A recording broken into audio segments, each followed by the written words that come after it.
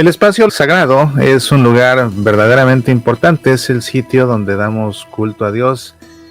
El espacio sagrado es incluso el lugar donde habita Dios.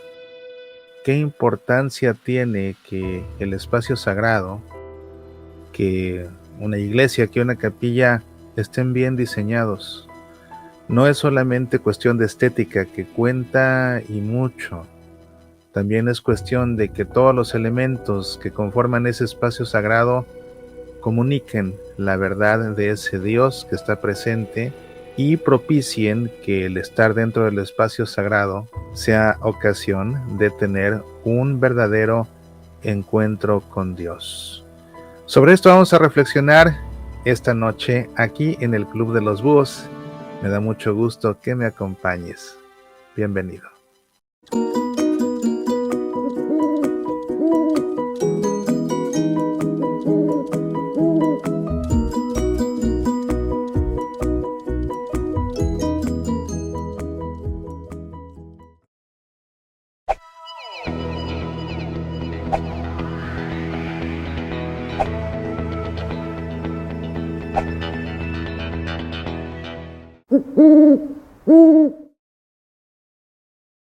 Te saluda tu amigo Mauricio Pérez. Ante la adversidad tenemos dos opciones: tirarnos al drama o tomarnos de la mano de Dios y seguir viviendo.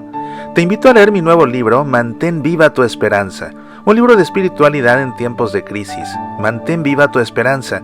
Con este libro aprenderás a dar sentido a la cruz que llevas a cuestas y a cargarla siguiendo a Jesús, conservando la paz y la alegría. Mantén viva tu esperanza. Aprovecha el precio especial por lanzamiento en Kindle, solamente 35 pesos en Amazon México y $2.99 en Amazon.com y el resto de las tiendas en línea. La edición impresa está disponible ya con precio especial de $9.99 a solo $6.99 por lanzamiento. En verdad, léelo y mantén viva tu esperanza. Hola, pues sí, en verdad que estoy sumamente emocionado porque ya salió mi nuevo libro, Mantén viva tu esperanza. En verdad que te lo recomiendo mucho, mucho, mucho. Mira, te leo la contraportada.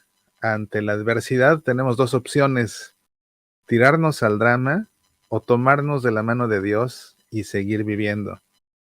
Es necesario comprender la cruz que llevamos a cuestas, saber darle sentido y, a pesar de todo, conservar la paz y la alegría. En este libro de espiritualidad católica, el autor relata su experiencia personal cuando, de forma inesperada, tuvo que enfrentar una serie de problemas de gran proporción que iban en aumento como bola de nieve, y la forma como logró conservar la fe, la esperanza y la alegría. Después nos lleva de la mano a través de un itinerario de reflexiones y oración que ayudan a mantener viva la esperanza en los momentos de crisis. Una lectura imprescindible que será releída más de una vez. Pues aquí está, Mantén viva tu esperanza. Está disponible en Kindle, está disponible en edición impresa, ya sabes, siempre en Amazon. Y gracias a todas las personas que ya lo compraron, que ya lo leyeron, que han dejado buenas revisiones. Tiene 5 estrellas, está entre los 10 libros más vendidos en Amazon. En verdad, te lo recomiendo muchísimo, muchísimo. Mantén viva tu esperanza. Es un libro que he escrito, pues, en estos tiempos que han sido difíciles para todos. La realidad es que si no eres tú, seguramente alguien que tú conoces la ha estado pasando mal, y muy mal, porque como que es un problema tras otro, tras otro, tras otro, tras otro, tras otro, y de repente parece que estamos atrapados en esa bola de nieve que no se detiene y que sigue creciendo, y llega el momento en que, no sé si te ha pasado eso, pero incluso hay un capítulo del libro que se llama Cuando queremos dormir y nunca más despertar, porque a veces la vida nos pesa tanto que quisiéramos que llegara a su final, y eso le pasa a muchos, si no es que a todos, tarde o temprano. Entonces, pues yo también le he pasado mal, ya sabes. Han sido años complicados, no solo la pandemia que nos puso en jaque a todos, ¿verdad? Pero sumado a eso, ya sabes que estuve en el hospital unas cuantas veces, y la última vez salí del hospital y sabes que me quedo sin casa más de un año, y no creas que eso fue todo. Tuve más problemas que te cuento en este libro, pero también te explico cómo hice para mantener la paz, para mantener la esperanza y para nunca perder la alegría a pesar de los pesares. Y eso no significa ver la vida así como que no importa, eso no significa que te desentiendas, eso no significa asumir esa actitud de socarronería, esa actitud de que a todos se le busca encontrar un chiste como mecanismo de defensa para ocultar el dolor que se lleva dentro. No, no, no, no. Realmente hablo de cómo conservar la paz y de cómo estar alegre siempre, alegre en el Señor, a pesar de que se lleva una cruz a cuestas, que ese es otro aspecto también, cómo darle sentido a la cruz, cómo cargar la cruz, que no podemos quitarnos la cruz de encima. Y pues cuando recordamos que Jesús dijo, el que quiera venir en pos de mí, que se niegue a sí mismo, que tome su cruz y que me siga. Bueno, hay un capítulo que se llama No queda más que tomar nuestra cruz, pero hay que saber darle sentido. Y en el libro te explicó cómo darle sentido a esa cruz, para que valga la pena cargarla y no sea simplemente una cruz de amargura, sino que sea una cruz redentora. Te enseño aquí cómo ofrecer esa cruz en sacrificio por ti y por los demás. En verdad, te recomiendo mucho este libro, Mantén viva tu esperanza. Estoy seguro que te va a ayudar. Y si conoces personas que lo están pasando mal, también dales una copia, porque estoy seguro también que les hará mucho, mucho bien. Pues bien, que vamos a comenzar con nuestro programa. Tengo aquí a la mano también mi manual, Oraciones para una gotita de agua. Pues digo, no es comercial, pero vamos a echar mano de este manual para hacer nuestra oración de esta noche. Y mira, así al azar la que salió. Vamos pues a ponernos en presencia del Padre y del Hijo y del Espíritu Santo. Amén. Jesús dijo a la multitud y a sus discípulos: los escribas y fariseos ocupan la cátedra de Moisés. Ustedes hagan y cumplan todo lo que ellos les digan, pero no se guíen por sus obras, porque no hacen lo que dicen. Atan cargas pesadas y difíciles de llevar y las ponen sobre los hombros de los demás, mientras que ellos no quieren moverlas siquiera con el dedo. Todo lo hacen para que los vean. Jesús bueno, da coherencia a mis palabras. Si digo amor, que ofrezca el perdón a los demás. Si digo justicia, que no busque solo mi propio bien.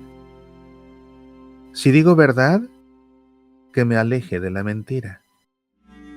Si digo Dios, que no adore a nadie más que a Él.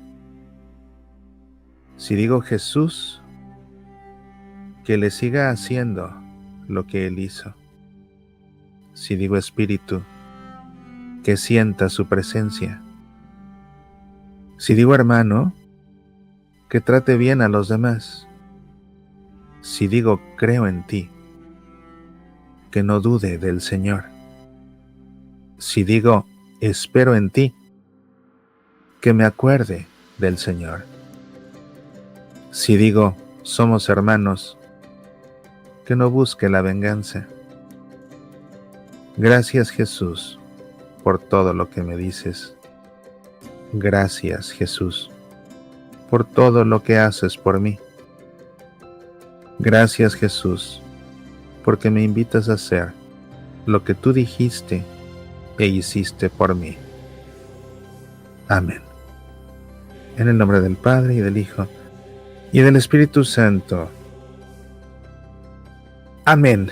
Pues bien, qué bueno como siempre que está listo aquí. La razón por la que se me antojó hablar acerca de la necesidad de los espacios sagrados bien diseñados fue una entrevista que escuché en la radio a un arquitecto que no solamente pues, es especialista en arquitectura, sino que también ha hecho estudios de neurociencia y ha combinado lo que ha aportado la neurociencia con sus conocimientos de la arquitectura para crear un concepto arquitectónico que está basado justamente en las experiencias sensoriales que tienen las personas, sobre todo espacios para trabajar.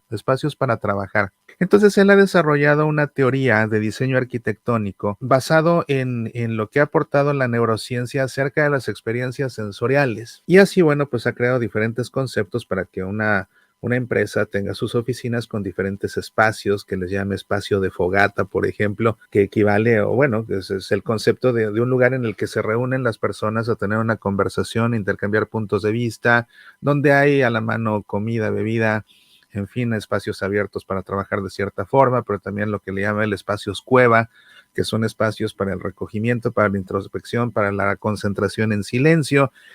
En fin, a lo mejor alguien dice, bueno, eso lo tienen todas las oficinas. Sí y no, pero lo interesante es la ciencia que va detrás de los diseños arquitectónicos de este arquitecto que se llama Juan Carlos Baumgartner, por si te interesa buscar acerca de su trabajo. Y comentó algo, hablaba acerca de la neurociencia y las experiencias sensoriales que tenemos y de cómo es que nosotros tenemos los recuerdos y nos vamos llenando de recuerdos que se impregnan en nosotros a través de las experiencias que tenemos.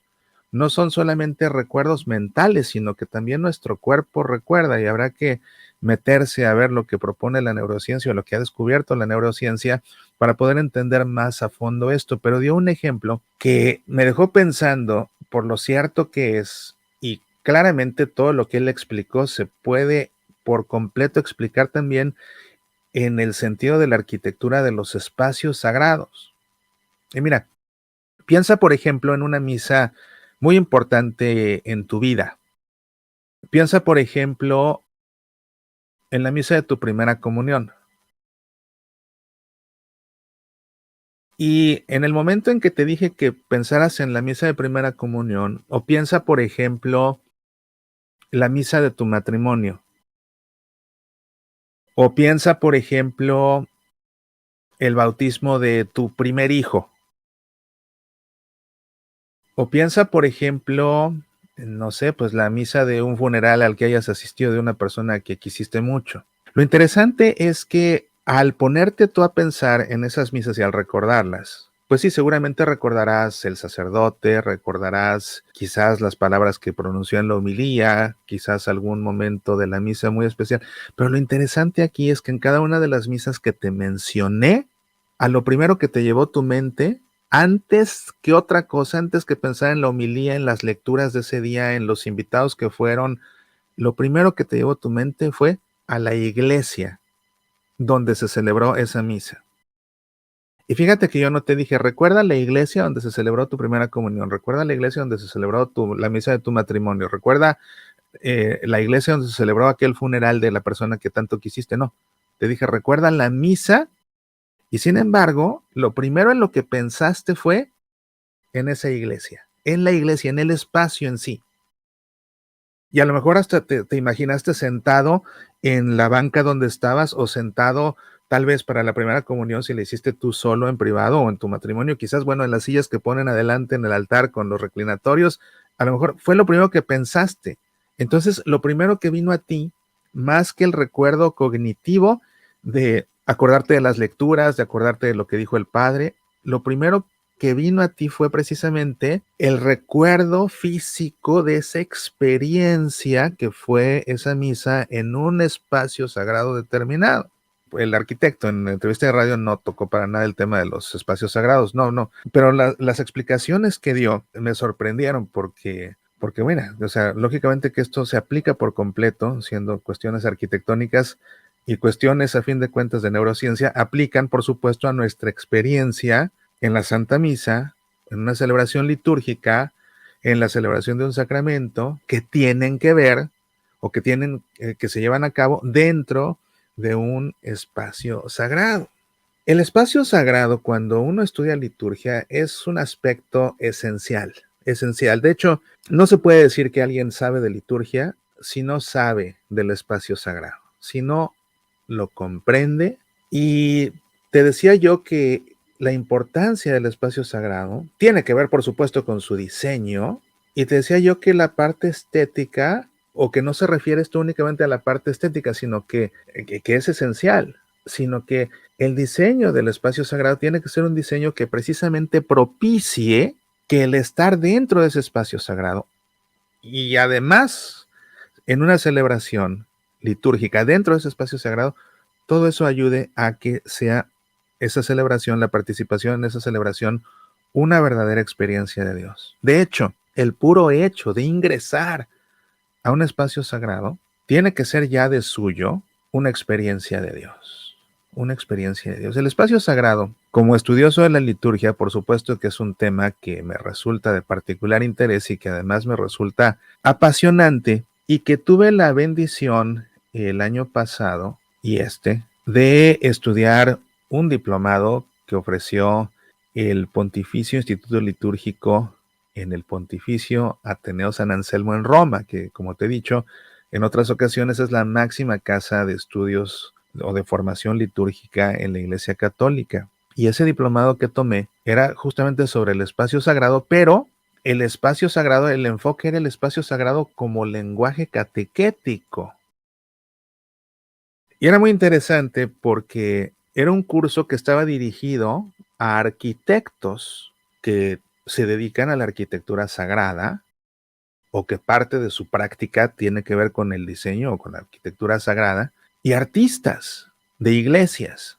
Algo que nos explicaban con lujo de detalle, pues académico incluso, era como cuando se diseña una iglesia bien diseñada, porque lamentablemente, y de eso se quejaban amargamente los profesores, que por cierto eran profesores de la más alta talla, eran profesores de los mejores liturgistas que tenemos en la Iglesia Católica. Esos fueron los profesores que tuve. Uno de ellos fue el gran jesuita Marco Iván Rupnik. En un momento te recuerdo quién es Marco Iván Rupnik. Pero ellos nos explicaban cómo cuando se diseña una iglesia, tiene por fuerza que trabajar de la mano el arquitecto con el artista. Porque no puedes tú, si estás haciendo una iglesia bien hecha, no puedes tú construirla y punto, y después llegar el artista y decorarla. No, cuando eso sucede, pues no sucede nada bueno. Una iglesia bien diseñada, la arquitectura se diseña para que embone con el arte y el arte se diseña para que embone en la arquitectura. Tienen por fuerza que trabajar de la mano. Y justamente uno de los profesores que tuve en ese diplomado, en el San Anselmo, era Marco Iván Rupnik. Ya en una ocasión aquí en el Club de los Búhos hicimos un tour por la majestuosa Capilla Redemptoris Mater que le encargó el Papa San Juan Pablo II a Marco Iván Rupnik que la diseñara y que se construyera ahí en el Vaticano para tener los retiros espirituales. Entonces Juan Pablo II y luego Benedicto XVI, sus retiros espirituales de Cuaresma y de Adviento los tenían en la Capilla Redemptoris Mater. Al Papa Francisco le gusta ir a otros lugares afuera del Vaticano, bueno, cada quien su estilo, pero para eso se construyó esa Capilla Redemptoris Mater que está considerada incluso la Capilla Sixtina del siglo XX. Y déjame darte rápido aquí un vistazo de lo que es la capilla. Fíjate que Marco Iván Rupnik es el más grande mosaiquista de nuestros tiempos. Entre sus grandes obras está el diseño no solamente de la Redemptoris Mater, que es esta, sino también el diseño de la Basílica de Aparecida en Brasil. Y la materia que él nos dio en ese diplomado era el diseño de la puerta. Imagínate, todo un curso sobre el diseño de la puerta de una iglesia que tiene que estar diseñada bien, porque no nada más es así, llegas y te encuentras una puerta de vidrio, no te dice nada, y eso no se debería hacer, pero pues el problema es que muchos hacen lo que piensan, lo que creen, sin saber cuando están diseñando espacios sagrados. Esta es la puerta, fíjate, esta es la puerta de la Capilla Redemptoris Mater. Si ves esto, es arte, pero es que es importante porque la puerta que te mete a una capilla, o la puerta que te mete a una iglesia, la puerta que te mete a un espacio sagrado, es un símbolo de Cristo. Entonces tiene que estar bien diseñada precisamente para que comunique que estás atravesando por Cristo el espacio sagrado. Y ya el puro hecho de entrar al espacio sagrado tiene que ser una experiencia de Dios, porque el espacio sagrado nos remonta al cielo.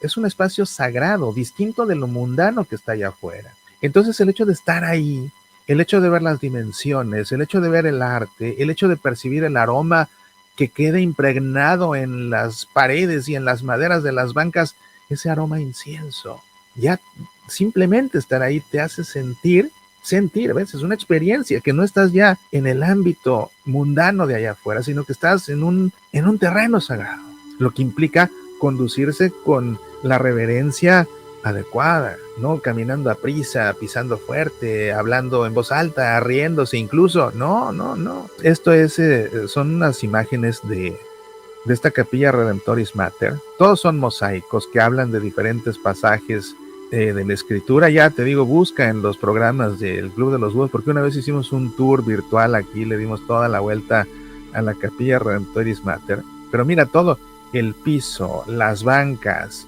las paredes, el techo, las ventanas, o sea, todo armoniza. Fíjate, simplemente aquí a la derecha observa ese vitral que está ahí, es una ventana, ¿no? Pero parece como que fuera un piso, o unas redes, ¿no? Son más bien las redes, son unas redes, es realmente majestuoso, ¿no? Todo esto está diseñado por Marco Iván Rupnik. Aquí está el altar, aquí está el ambón, y si te fijas, el ambón y el altar están diseñados igual.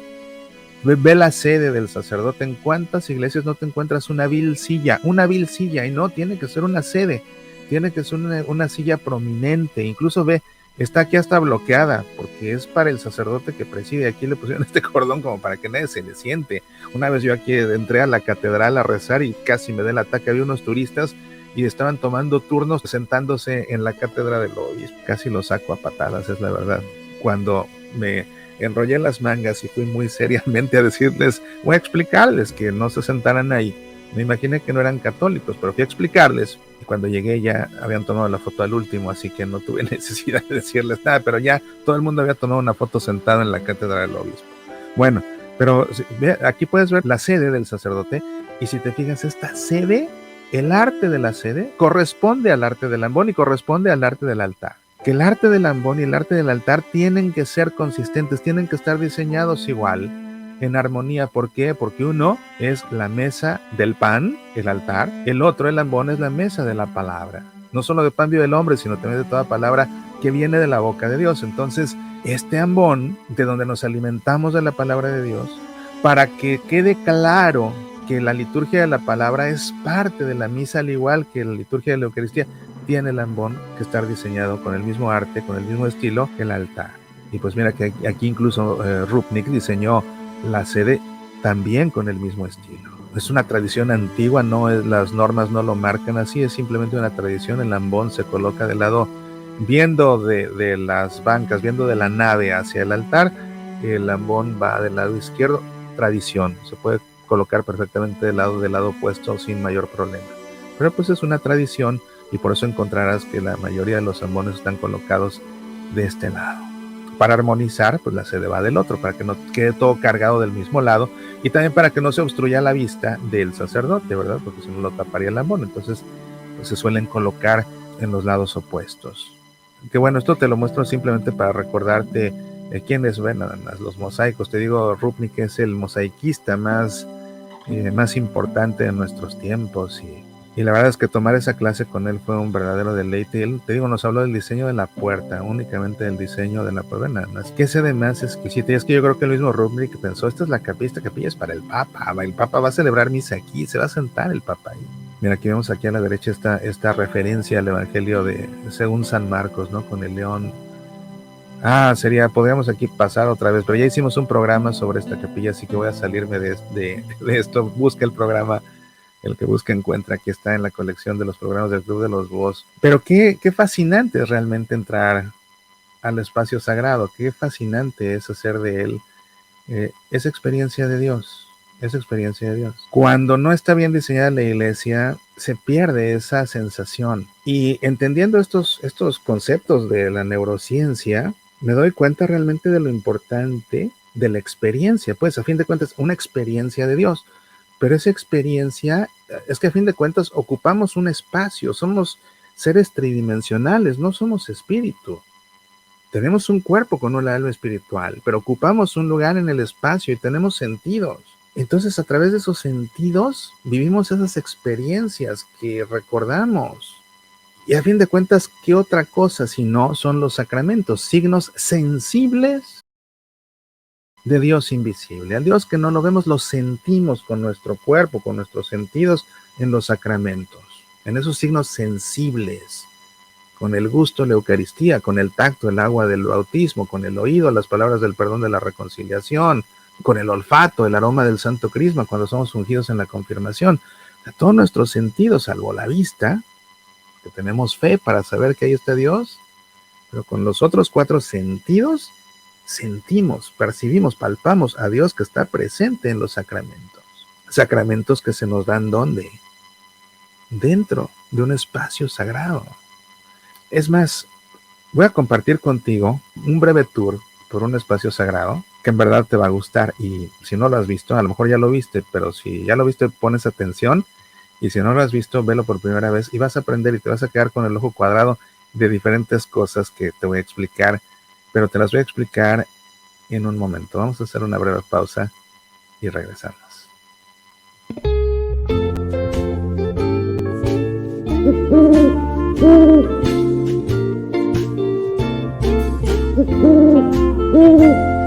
Pues nuestro querido amigo, el maestro Eduardo Acosta Hinojosa, nos comparte que ya están en puerta nuevamente sus acostumbrados cursos de Adviento y me ha pedido que comparte esta información con ustedes y por supuesto que lo hago yo con mucho gusto. Ustedes ya conocen al maestro Eduardo Acosta, también liturgista, ha sido profesor del diplomado de Sagrada Liturgia en la Pontificia de México, director adjunto de la Escola Cantorum de la Universidad Pontificia de México y además el maestro Eduardo Acosta es el principal promotor del canto gregoriano en México.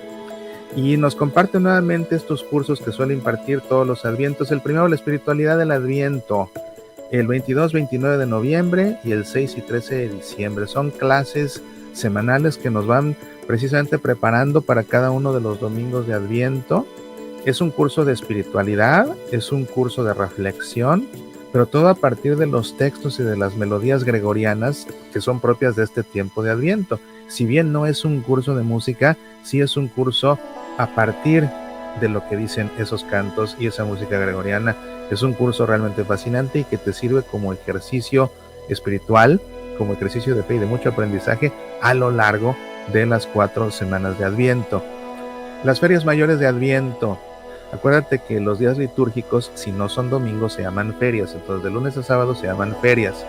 Bueno, las ferias mayores de Adviento son los últimos. A partir del 17 de diciembre y hasta Navidad se llaman ferias mayores. Y es cuando se cantan las antífonas de la O. ¿Por qué se llaman antífonas de la O? ¿Qué importancia tienen?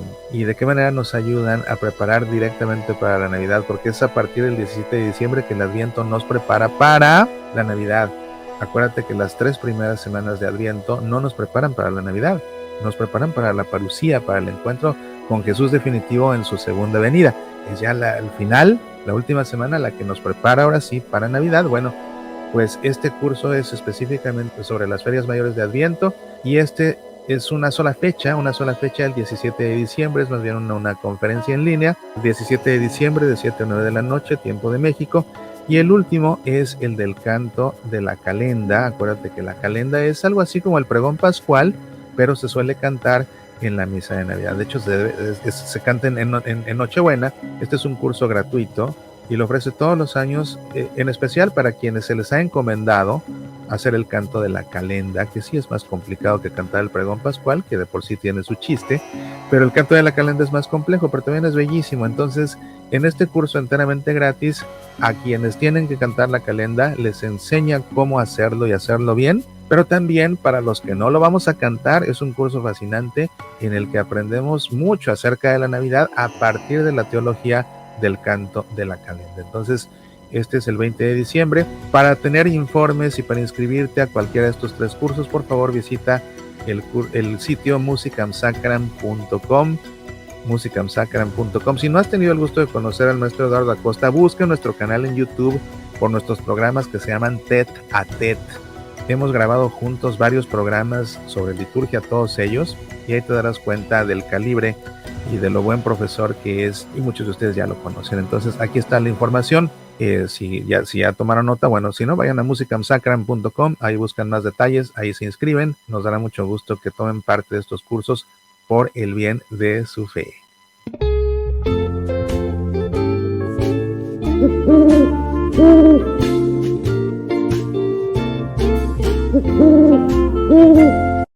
Pues bien, amigos, estamos de regreso y aquí ya está otra vez Bueno, que me pide que saludemos a quienes se han ido agregando a la emisión. Polo, buenas noches, acabo de entrar y me encanta el tema que ahora tienes. Nuestras iglesias necesitan más espiritualidad.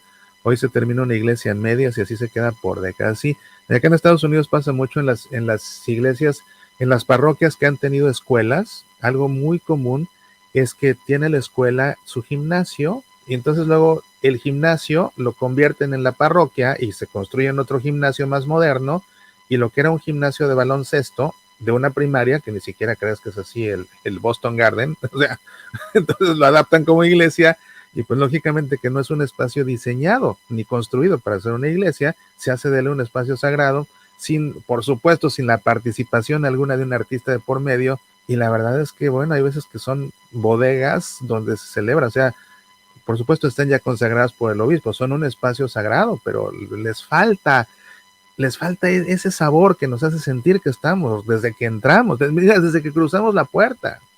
Desde que cruzamos la puerta, te digo, la puerta representa a Cristo. Entonces, cuando llega uno y se encuentra una puerta de vidrio, eso no te comunica absolutamente nada, ni te catequiza nada, ni te dice nada, menos vas a tener la experiencia de estar cruzando a través de Cristo cuando la puerta no te dice nada porque está mal hecha. ¿Verdad? Es la verdad. Buenas noches. ¿Qué opinión tiene usted al respecto de las personas que transmiten la Santa Misa por las redes sociales e invaden los espacios sagrados? Saludos desde Nicaragua. Bueno, acerca de eso, aprovecho para comentar algo. En primer lugar, una práctica que no debe ser, que se ha difundido y que el mismo Papa ha hablado acerca de ella, la ha denunciado, es que la gente va a una misa y con su teléfono empieza a transmitirla. No, a la misa vamos a darle culto a Dios. No somos camarógrafos. Entonces la misa no es para estarla transmitiendo con el teléfono. Es que es la primera comunión de mi hija y le estoy tomando aquí el video para que lo vean sus tías. No, no. Vas a darle culto a Dios. A no ser que seas tú el camarógrafo oficial de la iglesia que va a transmitir la misa, pues bueno, pero si no es así, no tienes tú nada que estar filmando las misas.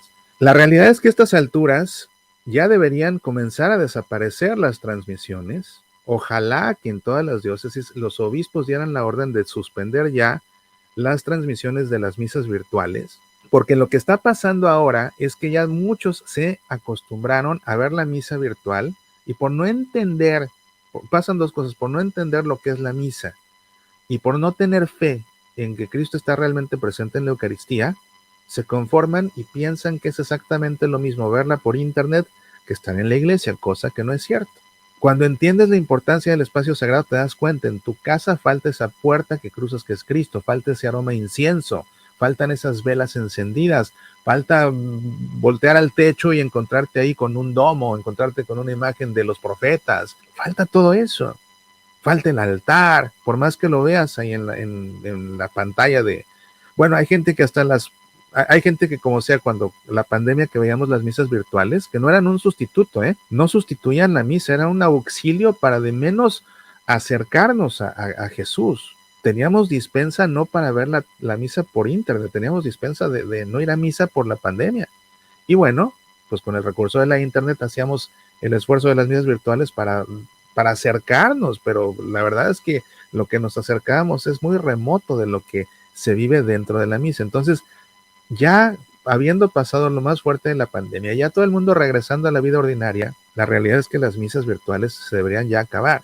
Cuando participé en el Congreso Litúrgico Internacional el año pasado en el San Anselmo en Roma, el tema eran las misas virtuales precisamente, y se analizó lo que fue todas las misas virtuales y se analizaba de qué manera deberían quedarse para el futuro. Y algo que comentaban los grandes liturgistas de la iglesia, no como orden, porque esto tendría que venir de una autoridad, pero sí a fin de cuentas como académicos de la liturgia, como estudiosos de la liturgia, decían es que ya lo que se tiene que hacer es acabar con las misas virtuales para que la gente vaya realmente a la misa, y en todas las diócesis, eso sí, debería mantenerse una misa virtual, quizás desde la catedral, por ejemplo, para los enfermos y para los que cuidan a los enfermos y para las personas muy mayores que no pueden ir. Que a fin de cuentas eso se ha hecho por muchos años, ¿no? Hay misas que se han transmitido por televisión y por radio, precisamente en pro de los enfermos y de quienes los cuidan. Pero las misas virtuales deberían ya desaparecer. Entonces, cuando una misa virtual, para colmo, no se cuida bien la transmisión y se invade el espacio y se colocan las cámaras o van los camarógrafos estorbando, pues no, o sea, ¿qué quieres que te diga, Marcelo? La verdad es que creo que mi opinión hasta sobra, es algo que no se debería, por sentido común puro, es algo que no se debería hacer y es una pena que se haga, ¿verdad? Magdalena, así es, sentimos a Dios por medio de todos nuestros sentidos, sí, es que así es, por eso los sacramentos, por definición, Magdalena, son signos sensibles de Dios invisible, signos sensibles. Los sentimos con el tacto, con el oído, con el olfato, con el gusto.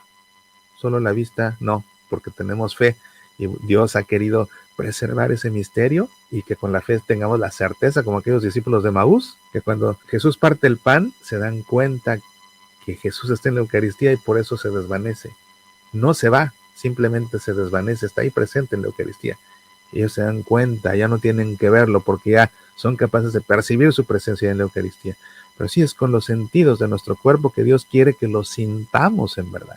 Guille dice que sí se escucha un zumbido. Qué pena me da, amigos, porque ya nos pasó esto una vez. Ojalá que sí se escuche ya una vez un programa ya mejor la grabación pues hasta la quité porque la verdad es que se oía muy mal y me da mucha pena, no tengo yo manera de saber, es el mismo micrófono de siempre, yo no entiendo por qué. Fíjense, por ejemplo, hoy transmití Semillas para la Vida y se escuchó impecable, entonces no entiendo por qué en este momento está fallando el micrófono.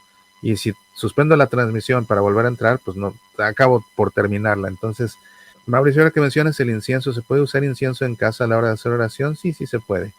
Sí se puede. Bueno, vamos pues entonces aquí a continuar con el programa. Despídete ya, Buino, porque vamos a seguir, porque todavía viene esta parte que quiero compartir con ustedes, que es, como les decía, el recorrido por el espacio sagrado. Esto que voy a compartir con ustedes, amigos, es un fragmento de mi masterclass, La Santa Misa como nunca te la habían explicado. Y fíjate que mucho me preguntan y mucho se quejan y hasta me reclaman, es que ¿por qué no la da virtual? ¿Por qué no la graba y pone el video? Mira, se quejan del zumbido del micrófono y con justa razón. Deberías ver los ecos que hay en las iglesias. Entonces, para poder hacer una filmación de todo eso, necesito un equipo técnico y necesito un equipo de personas que me ayudaran a grabar todo, y la verdad es que no lo hay. Ni tengo los recursos para hacerlo, ni hay las suficientes personas que aparte deberían muy bien saber filmar para que quede bien. Eso por un lado. Pero por otro lado, cuando vean esta parte, nada más esta parte de la masterclass, van a ver por qué no es una clase que se puede dar grabada, porque es una experiencia precisamente esa clase.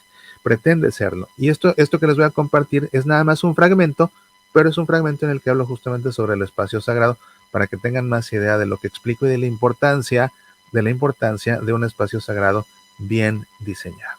Como decían en mis tiempos, corre videotape.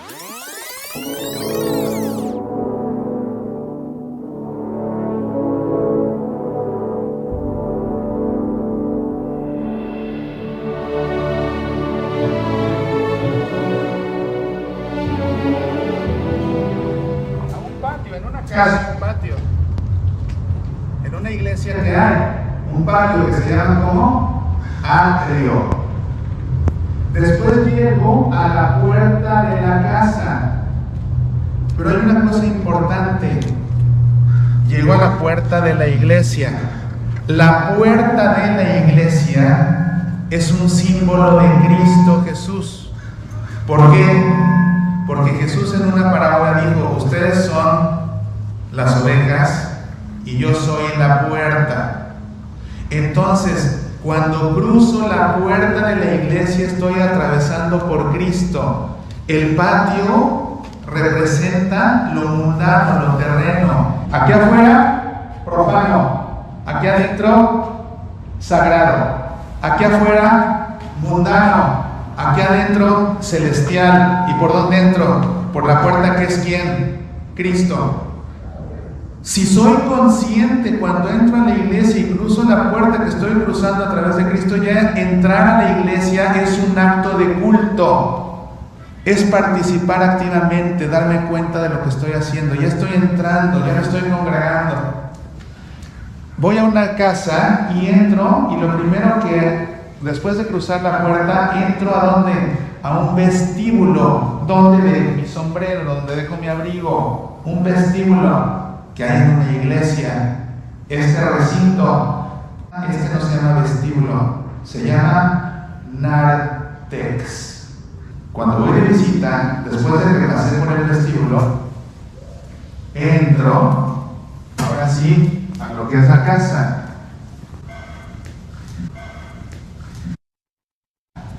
Cuando me invitan a comer a una casa, ¿me pasan directamente a la mesa?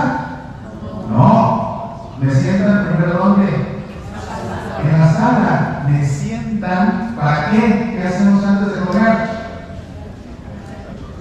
Conversamos, intercambiamos palabras. Cuando voy a misa, nos sentamos a conversar con el anfitrión. Vamos a escucharlo y vamos a responderle. La nave de la iglesia equivale a la sala de las casas. Después de que platicamos y llega la hora de la comida, ¿a dónde nos pasan? Al comedor. ¿Y qué hay en el comedor?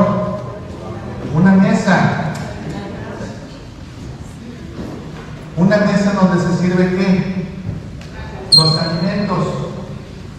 como se sirven los alimentos sobre la mesa para que no se manche toda la mesa donde se sirven los alimentos, tiene que un mantel. Aquí hay una mesa, ¿sí o no?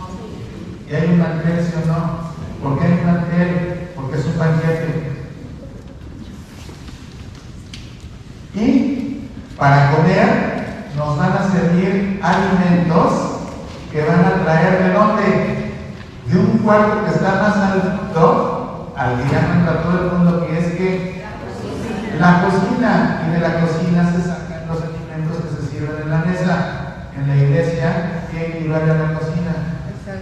La sacristía. ¿Se dan cuenta cómo la construcción de la iglesia equivale a la construcción de la casa donde se celebraba la oración del pan? Ya lo por ahí algunos otros de, ay, pues es que poco no es maravilloso, no les espérense. Cuando entré por aquí, esto no hay en las casas, pero esto hay en las iglesias. Entro ya a la parte sagrada. Y entonces, ¿qué es lo que encuentro? Como hay muchas iglesias como esta, donde lo primero que encuentro es no la pila, la fuente. ¿Y cuál es la característica de la fuente a diferencia de una pila? Que la fuente tiene agua corriente. ¿Y por qué tiene que ser corriente? Porque es agua viva. Ahorita no claro que está seca porque me explicó el padre que algún trabajo están haciendo de reparación o de estilo no tiene agua. Pero, ¿por qué me encuentro la fuente bautismal a la entrada? ¿Y por qué la fuente bautismal está colocada a la entrada de muchas iglesias? Porque el sacramento que me da permiso de entrar a lo demás es que el bautismo. Porque el bautismo me hace hijo de Dios. Si no estoy bautizado, no soy hijo de Dios. Eso significa que los budistas Dios no los quiere, no, los ama tanto como a nosotros. Los ama tanto como a nosotros. Pero ellos no son sus hijos. ¿Eso nos hace referencia a los budistas? No. Eso nos da un privilegio inmerecido, sí, pero también nos da una obligación grandísima. Comportarnos y vivir como hijos de Dios. Y te lo agradezco. Esta es la razón por la que uno de los nombres que se le da al sacramento del bautismo es el de sacramento puerta. Porque es el sacramento que nos abre la puerta al resto de los sacramentos. Ahora, si se fijan que esto nos va a dejar más ganas de ponerlo por lado. ¿Les digo? ¿Cuántos lados tiene la fuente bautismal? ¿Ya los contaron alguna vez? ¿Tuvieron la curiosidad? ¿Cuántos lados tiene la fuente bautismal? 8. ¿Cómo se llama esa figura geométrica? Octágono. ¿Por qué las fuentes bautismales bien hechas están construidas en forma de un octágono? Porque cuando somos bautizados, surgimos a una nueva creación. Una nueva creación que surge ¿con qué? Con la resurrección de Cristo. ¿Qué día resucita Cristo? El domingo, después de que pasaron ya los 7 días de la semana. Por esa razón, ese domingo, que es el día siguiente al séptimo, se le conoce como la octava dies Domini, el octavo día del Señor, o el octavo día de la creación, porque con la resurrección de Cristo hay una nueva creación a la vida eterna. Y el sacramento del bautismo crea una nueva vida eterna. Sacramentalidad, si hay otro que se divide en la bendita. Esta fuente bautismal es muy bonita porque tiene una pila que permite el bautismo bajo la forma de aspersión, que rocío 3 veces en el nombre del Padre y del Hijo y del Espíritu Santo. Pero también tiene una pileta para bautizar por inmersión. Y si se fijan, está bien nombrado. ¿Dónde se bautizó originalmente? En los ríos. Sacramentalidad, ¿qué nos quiere hacer sentir?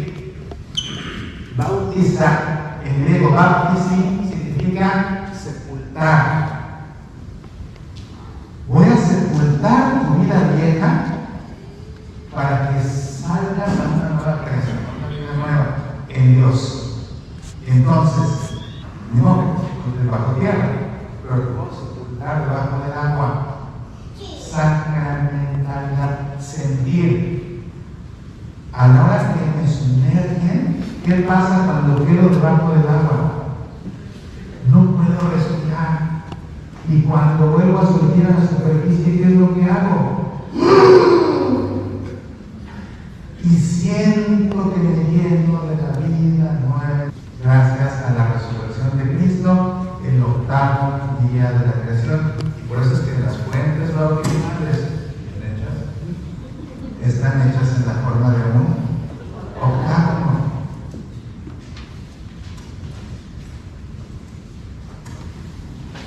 La mesa del altar está consagrada por el obispo, consagrada. Cuando la iglesia está terminada, viene el obispo un día y celebra una misa especial que se llama misa de dedicación.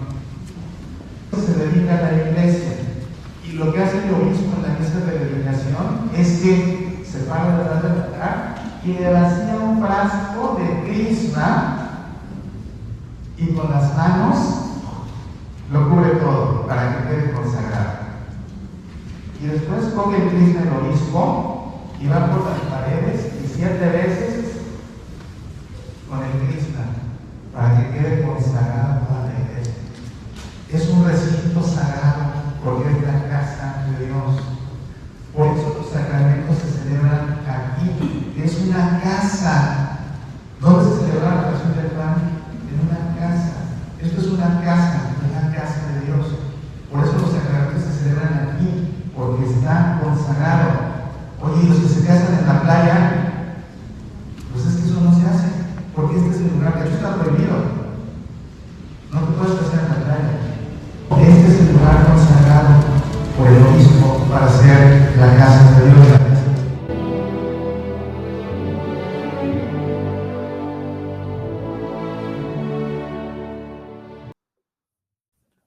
Bien, pues, ¿qué les pareció? Seguramente que si no habían visto este video, les habrá resultado muy interesante todo y la analogía que hay entre el espacio sagrado, que es la iglesia, y las casas donde se celebraba al principio la fracción del pan, porque la fracción del pan se celebraba ahí. Por cierto que cambié el micrófono mientras estaban viendo ustedes este video. Cambié el micrófono esperando que con este micrófono no se escuche el zumbido que me estaban ustedes informando hace un momento. Entonces, creo que eso es algo que suele llamar mucho la atención y es algo en lo que muchos no reparan justamente, en cómo la experiencia de ir de visita a una casa, sentarte a conversar con los anfitriones y después pasar a la mesa a comer, va siendo la misma experiencia justamente cuando vamos nosotros a una iglesia, ¿verdad? Que nuestras iglesias, pues de ahora, la estructura de las iglesias de ahora procede de cuando los cristianos adoptaron ya en el Imperio Romano, cuando se permitió el cristianismo, ellos adoptaron y adaptaron unos edificios que pues eran de carácter público para cuestiones más bien de tipo legal, que eran las basílicas. Entonces ellos adoptaron y adaptaron las basílicas, dándoles este sentido de espacio sagrado. Y mira la relación que guarda justamente con una casa. Y bueno, de ahí todo seguramente que la fuente bautismal y sus 8 lados te habrá dejado pensando, bueno, ¿y por qué la fuente bautismal de mi parroquia no es así? Bueno, pues otra vez, digo, cuando se sabe lo que se hace y se enseña como se tiene que ser, es muy diferente de cuando se hace lo mejor que se cree. Y bueno, a veces no bastan las buenas intenciones, hay que saber hacer las cosas y hay que saber hacerlas bien. Si te interesa profundizar en esto del espacio sagrado, también en mi canal en YouTube, no te voy a pasar todo el video porque es más extenso, pero puedes encontrar un documental que filmé justamente este año. Hice un reportaje sobre una de las 10 iglesias más grandes del mundo. Es la iglesia más importante en Estados Unidos, es la Basílica de la Inmaculada Concepción. La Basílica del Santuario Nacional de la Inmaculada Concepción en Washington, D.C. Es por demás espectacular, es preciosa. Hice todo un reportaje muy bonito. Mira, te comparto nada más un poco, pero búscalo porque vale la pena. La Basílica del Santuario Nacional de la Inmaculada Concepción en Washington, D.C. Es esta la iglesia más importante de Estados Unidos. Esta basílica es una de las 10 iglesias más grandes en el mundo. Las iglesias son lugares de culto, pero también son espacios sagrados. Por esa razón es que cada una de sus partes debe evangelizar. La puerta, por supuesto, juega un papel muy importante, como podemos ver aquí. Y es que la puerta representa a Cristo mismo. En una de sus parábolas Jesús dijo: yo soy la puerta.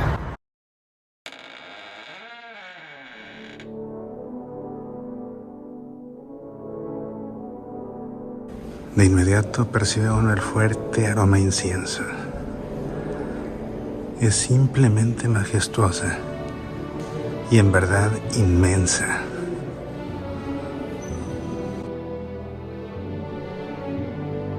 La basílica comenzó a construirse en 1920 con el auspicio del Papa Pío X. Tomó 97 años su construcción. Esta cúpula es preciosa. Representa, por supuesto, la bóveda del cielo, donde se encuentra el Hijo sentado a la derecha del Padre. A sus costados, filas de santos.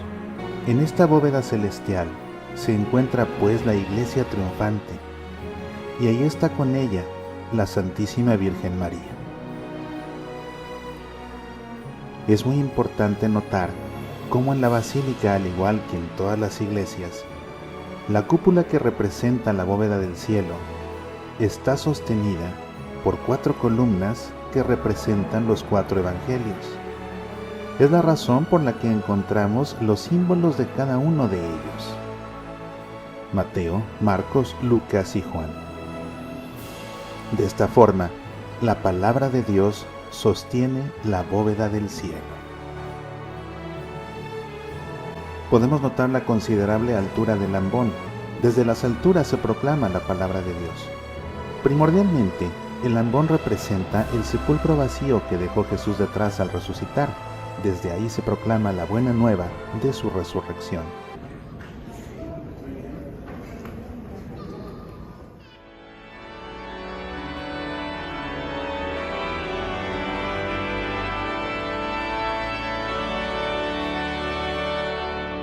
Después de la Santa Misa, continuamos nuestro recorrido por la basílica y vemos el baldaquino que cubre el altar mayor.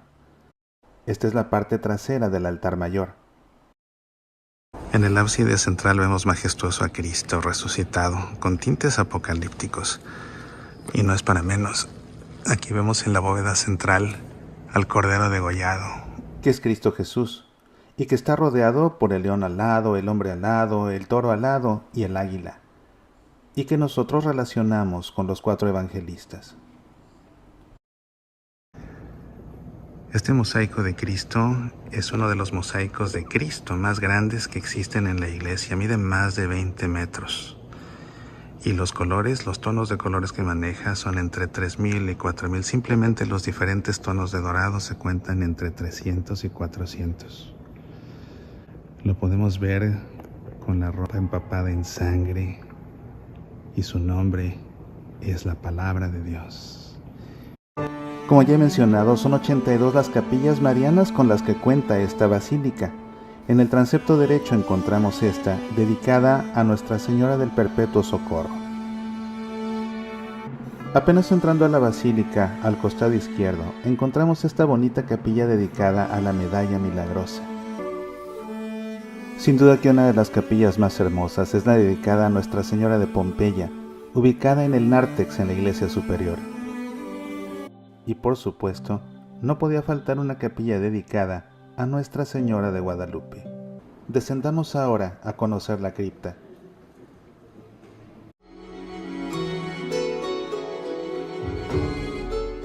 Una de mis capillas favoritas en esta basílica es la que está dedicada a Nuestra Señora del Líbano. Esta capilla pertenece al rito bizantino ruteno. La parte central es un mosaico tradicional de la Virgen Orante bizantina. El iconostasio, o mampara con iconos pintados, separa el santuario de la nave. El iconostasio muestra imágenes bizantinas tradicionales de Cristo el Maestro y la Teotokos, es decir, María la Madre de Dios. La iglesia de la cripta es el corazón del santuario nacional. Con reminiscencias de los corredores y cámaras subterráneas donde se reunían en secreto los primeros cristianos, la iglesia de la cripta está ornamentada y adornada en estilo románico con mármoles, mosaicos, cerámicas y otros detalles artísticos. El color y la luz se escurren suavemente dentro de la iglesia a través de los vitrales de luneto de las 15 capillas abovedadas.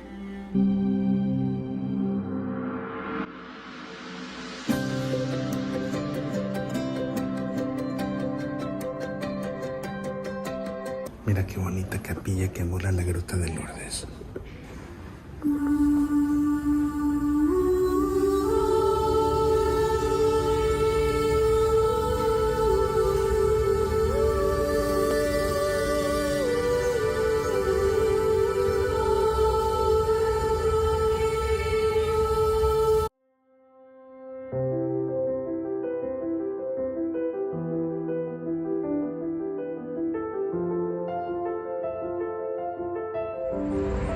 Haber visitado la Basílica del Santuario Nacional de la Inmaculada Concepción ha sido una experiencia de fe formidable. Es sin lugar a dudas uno de los lugares más marianos en toda la Iglesia Católica. Imagínate con sus 82 capillas marianas.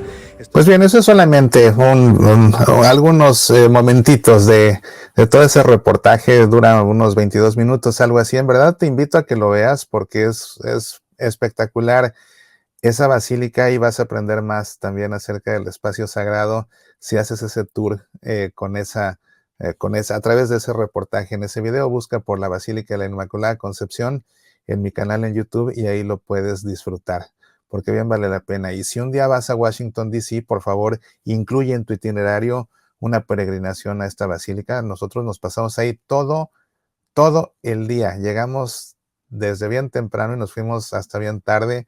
Fue una experiencia maravillosa realmente estar ahí, en ese lugar tan hermoso en el que realmente no te quieres después ir porque te sientes cobijado por la presencia de Dios y además por la presencia y el amor de la Virgen María en ese lugar con sus 82 capillas dedicadas a María.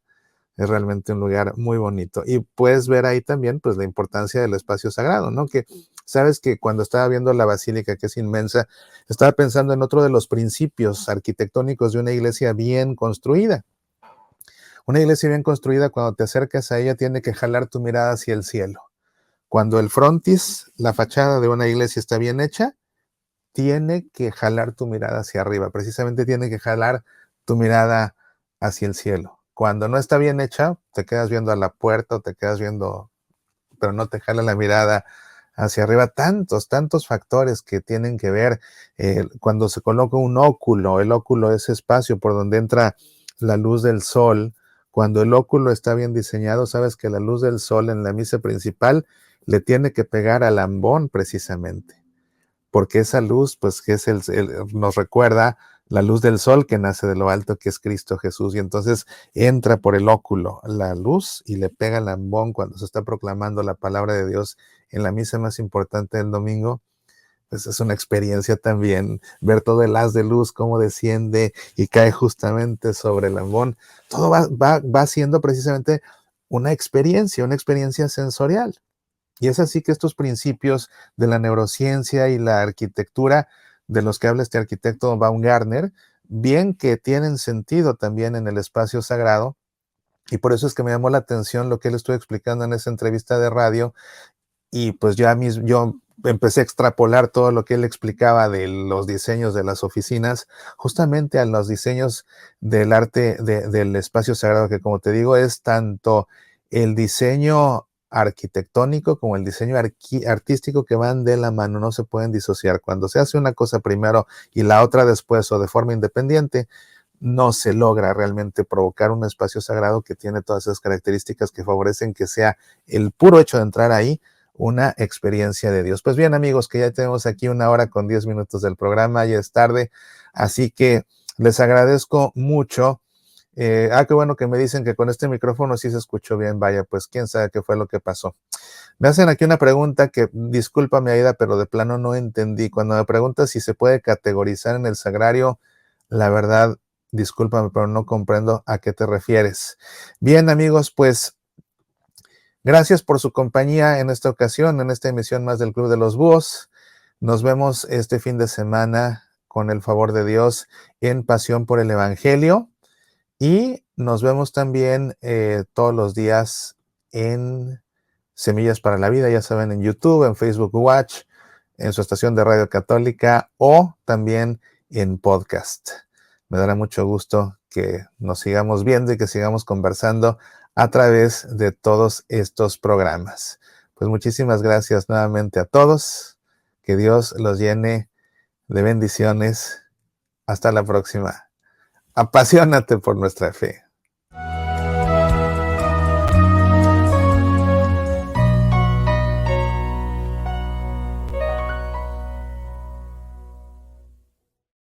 Hola, te saluda tu amigo Mauricio Pérez. Ya estamos en la recta final del año litúrgico, lo que significa que dentro de muy poco comenzaremos a celebrar el hermosísimo tiempo de Adviento. Permíteme acompañarte en tu itinerario de Adviento, en tu celebración de la Navidad con mi libro Un pesebre en tu corazón. Hermosas reflexiones justamente para este tiempo de Adviento y para el tiempo de Navidad. Un pesebre en tu corazón está disponible en edición impresa y también digital para Kindle en Amazon.com.